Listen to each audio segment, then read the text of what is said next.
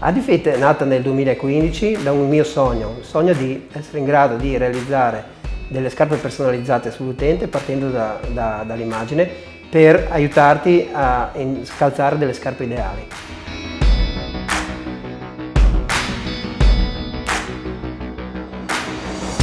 Il servizio funziona scattando una foto al proprio piede, quindi l'utente deve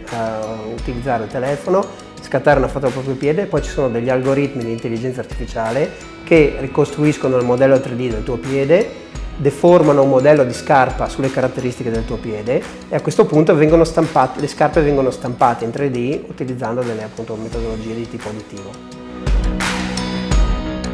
L'impatto dei fondi europei è stato veramente importante in quanto ci hanno permesso di fare la ricerca e sviluppo e di migliorare il servizio al fine di poter andare sul mercato direttamente.